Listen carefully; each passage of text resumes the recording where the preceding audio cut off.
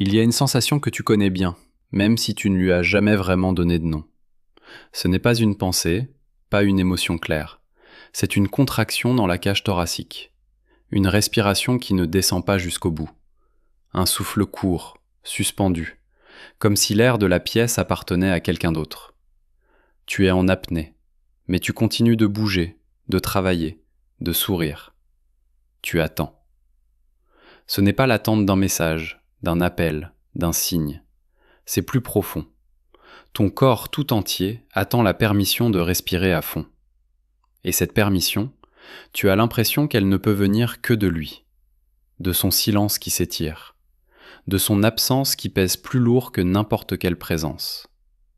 Chaque heure qui passe sans nouvelles est une petite mort de l'air dans tes poumons. Tu as essayé de te raisonner. Tu t'es dit que tu étais une femme forte, indépendante, que ta vie ne tournait pas autour d'un homme. Et c'est vrai, ta vie ne tourne pas. Mais ta respiration, elle, semble s'être arrêtée à la porte de son approbation. C'est là que commence le voyage dont nous allons parler aujourd'hui. Pas le voyage du no-contact comme une stratégie pour le faire revenir, pas une technique de silence pour punir ou manipuler, mais le no-contact comme un retour forcé à ta propre respiration. Un moment où la psyché, ton être profond, ne peut tout simplement plus porter l'ancien rôle. Le rôle de celle qui attend. Le rôle de celle qui s'excuse de respirer. Le rôle de celle qui vit en apnée, espérant qu'un jour, il lui donnera l'oxygène. Ce moment n'est pas une décision de l'ego. L'ego, lui, voudrait continuer à se battre, à expliquer, à comprendre, à trouver la combinaison magique de mots qui déverrouillerait enfin son cœur ou sa clarté. L'ego est prêt à se sacrifier encore un peu, à attendre encore un jour, une semaine. Mais la psyché, elle, est plus ancienne, plus sage, et infiniment moins patiente avec ce qui la tue à petit feu. Quand la psyché dit « assez », ce n'est pas un cri de colère, c'est un effondrement silencieux, un épuisement si total que le simple fait de penser à lui, de vérifier son statut en ligne, de relire une vieille conversation, devient physiquement trop lourd à porter. Ce n'est plus une question de fierté. La fierté a été épuisée il y a des mois. Ce n'est plus une question d'amour-propre. Tu as essayé de t'en nourrir, mais la faim de validation était plus forte. C'est une question de survie. La survie de ton système nerveux. La survie de ton âme. C'est le moment où le no-contact n'est plus un choix, mais une nécessité biologique. Comme un corps qui, après avoir été privé d'air, se met à convulser pour trouver une inspiration. L'ancien rôle, celui de la femme compréhensive, patiente, toujours disponible, qui décode les silences et pardonne les absences, ce rôle est devenu un costume trop serré. Il t'empêche de respirer. Il comprime tes organes vitaux. Tu l'as porté si longtemps que tu as cru qu'il était ta peau. Tu as cru que c'était ça, être une femme amoureuse et dévouée. Tu as confondu la capacité à supporter la douleur avec une preuve d'amour. Tu as cru que ta capacité à tenir dans l'incertitude était une force. Et peut-être que ça l'était. Mais même les structures les plus solides finissent par céder sous une pression constante. La psyché ne peut plus porter ce rôle parce qu'il est basé sur un mensonge fondamental. Le mensonge que ta valeur, ta paix, ton droit même d'exister sereinement dépendent de la réaction ou de l'absence de réaction d'un autre. Chaque fois que tu prenais ton téléphone, le cœur battant, tu ne cherchais pas seulement son nom. Tu cherchais une preuve que tu existais encore pour lui, et donc pour toi-même. Chaque notification qui n'était pas de lui était une confirmation de ton invisibilité. Chaque moment où il était en ligne mais ne t'écrivait pas était un petit procès silencieux où tu étais jugée et trouvée insuffisante. Tu as organisé ta journée, ton humeur, ton énergie autour d'un centre de gravité qui se trouvait à l'extérieur de toi. Ton système nerveux n'était plus le tien, il était une extension du sien. S'il était proche, tu te sentais vivante. S'il était distant, tu te sentais mourir. Cette oscillation constante entre l'euphorie et le désespoir, ce n'est pas de l'amour, c'est le rythme de l'addiction. Et comme toute addiction, elle promet le paradis, mais ne livre que l'enfer. Un enfer pavé de brefs moments d'espoir. Le moment où la psyché refuse de continuer est souvent précédé d'un point de rupture. Ce n'est pas forcément un grand drame, c'est parfois un détail. Un énième « je suis occupé en ce moment ». Une énième réponse d'une ligne après ton message de 3 paragraphes. Une énième soirée où tu as attendu un appel qui n'est jamais venu. Et soudain, ce n'est pas de la colère que tu ressens. Ce n'est pas de la tristesse. C'est un vide. Un vide terrifiant et étrangement libérateur. C'est le bruit du costume qui craque dans ton dos. Tu le poses. Tu ne lui dis même pas. Tu ne fais pas d'annonce. Tu cesses juste de jouer. Tu arrêtes de tendre la main. Tu arrêtes de remplir les silences. Tu arrêtes de chercher des explications. Non pas parce que tu es devenue froide ou dure, mais parce que tu n'as littéralement plus l'énergie de le faire. C'est la grâce de l'épuisement. Il te force à lâcher ce que la force n'a pas réussi à te faire abandonner. Et c'est là que le vrai travail commence. Le no-contact n'est pas la fin de l'histoire, c'est le début de la désintoxication. Les premiers jours, les premières semaines sont les plus difficiles. Ton corps est en manque. Il est en manque de la montée d'adrénaline de l'attente, de la dose de dopamine d'une réponse, même laconique.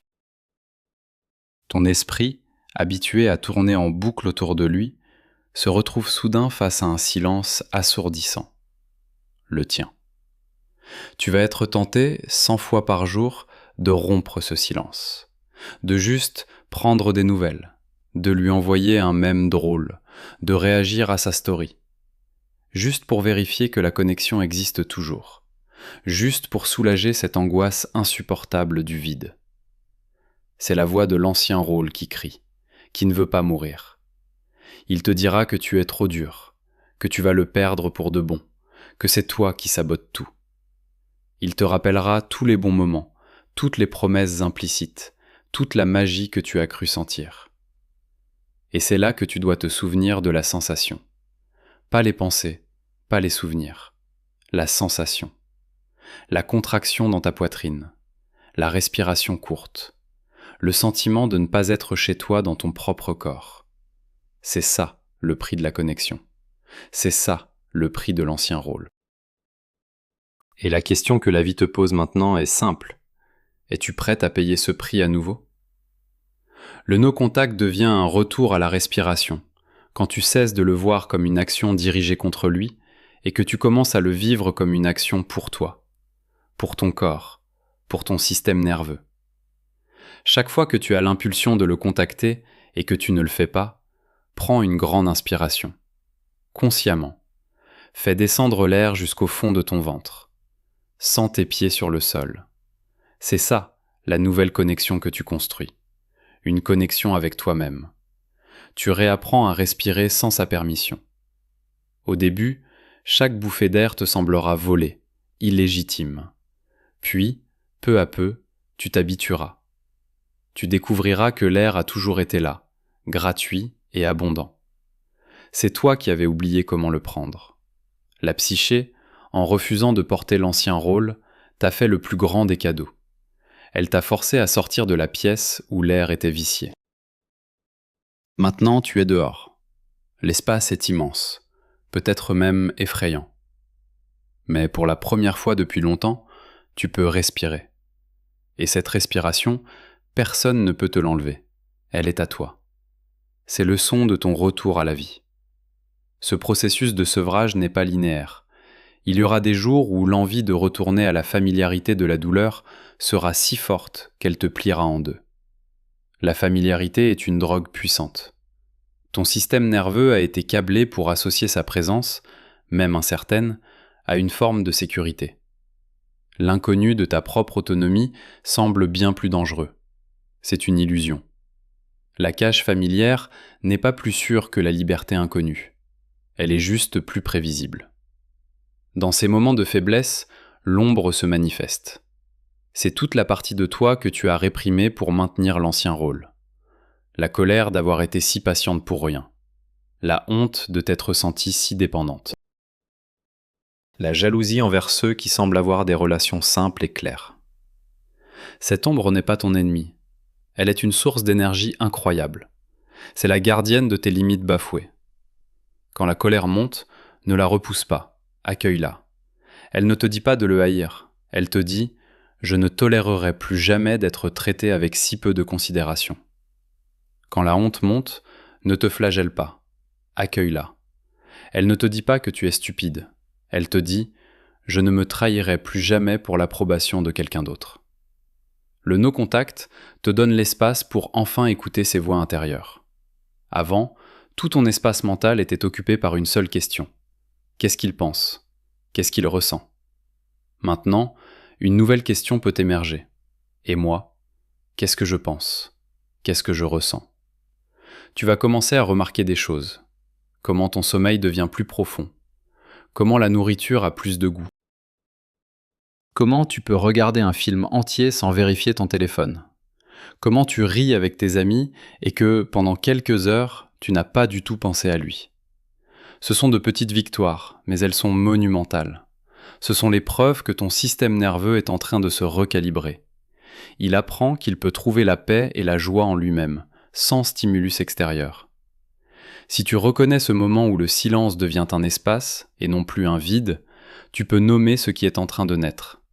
Pour toi, même si tu ne l'écris nulle part.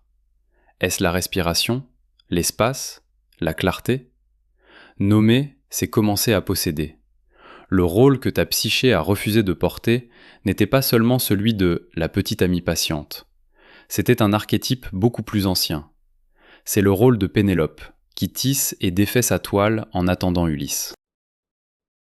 C'est le rôle de celle qui met sa vie en pause, qui garde le foyer chaud, qui maintient la flamme de l'espoir, pendant que le héros vit ses aventures. C'est un rôle puissant, noble dans les mythes.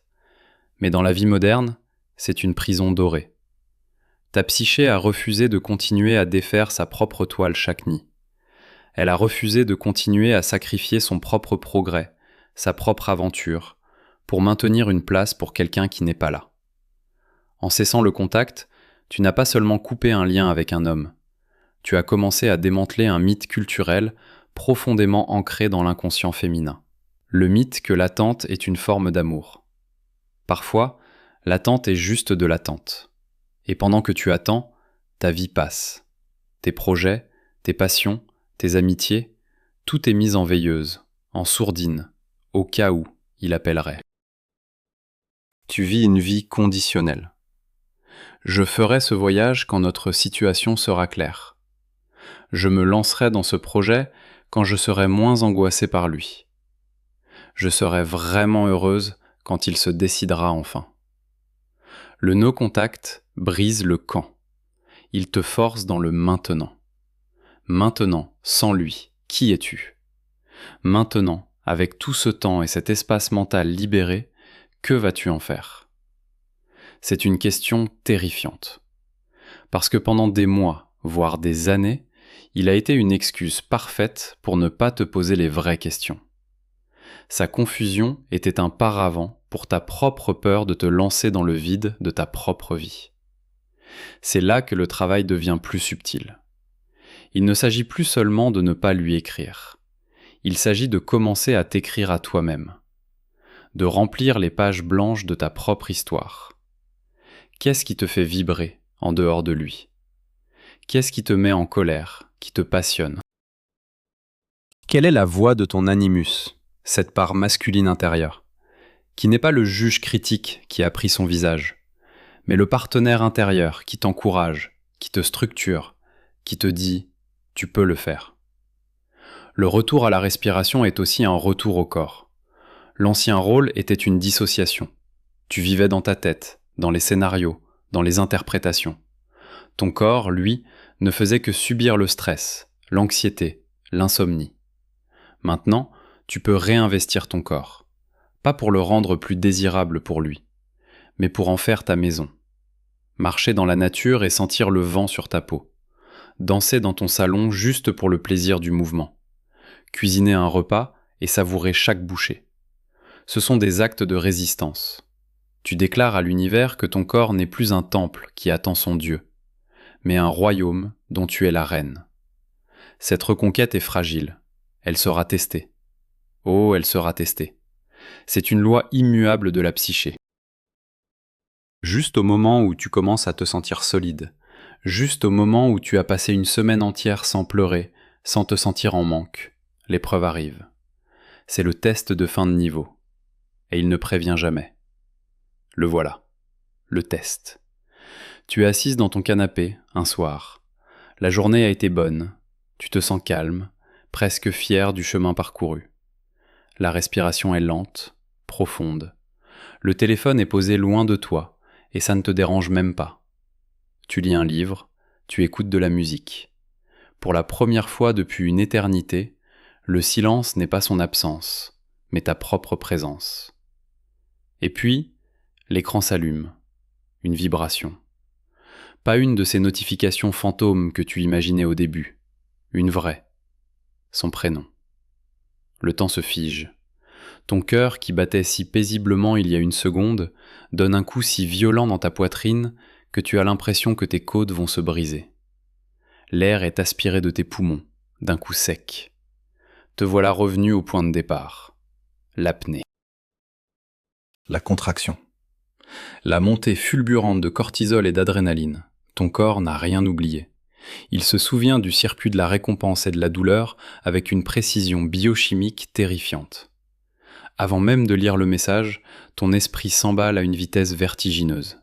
Il a enfin compris. Il a souffert. Il revient. J'ai gagné. La stratégie a marché.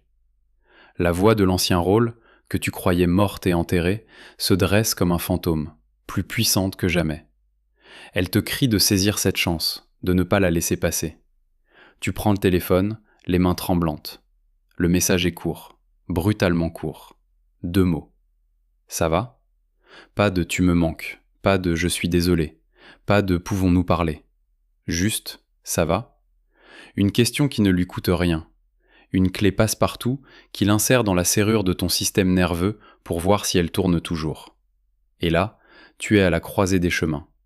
L'ancienne toi, la femme du rôle, aurait sauté sur l'occasion. Elle aurait répondu en moins de 30 secondes, avec un message long, détaillé, plein de chaleur et d'ouverture.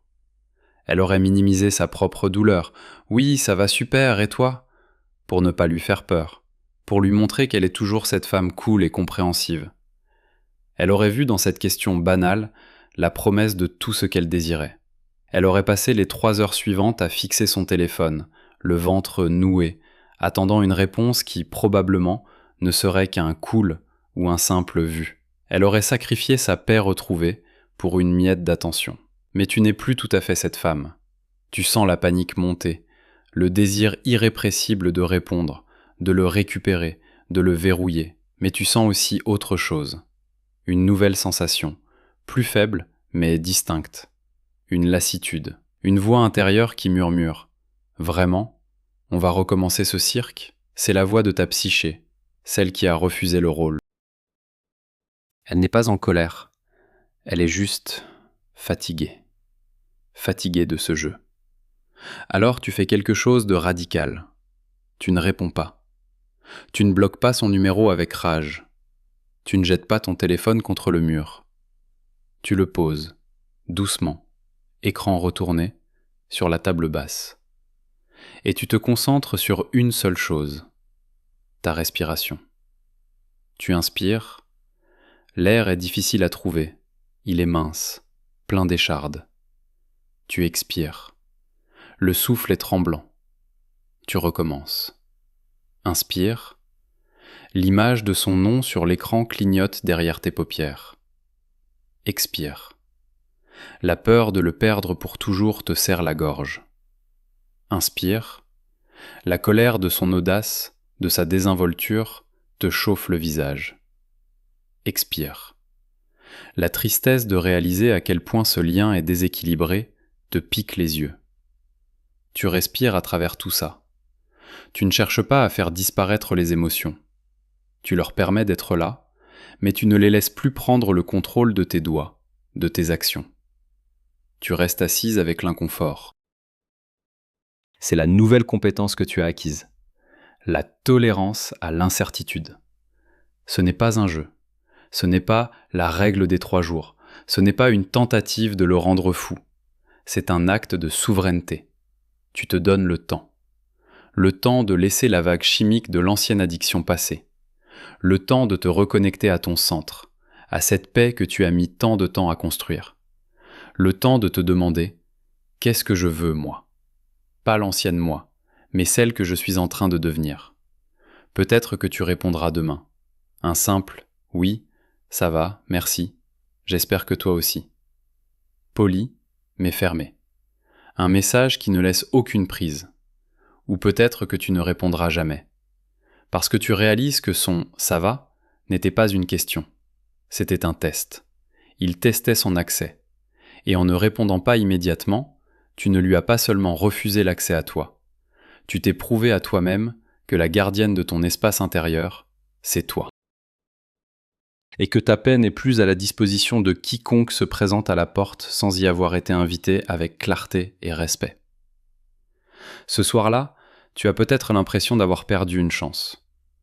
Mais le lendemain matin, en te réveillant après une nuit de sommeil profond, tu sentiras une nouvelle forme de solidité en toi. Tu as passé l'épreuve. Tu as rencontré le dragon de la dépendance et tu ne l'as pas tué. Tu l'as juste regardé dans les yeux et tu as continué à respirer. Et tu as découvert qu'il n'avait aucun pouvoir sur toi tant que tu restais connecté à ton propre souffle. Après avoir passé ce test, quelque chose d'irréversible se produit.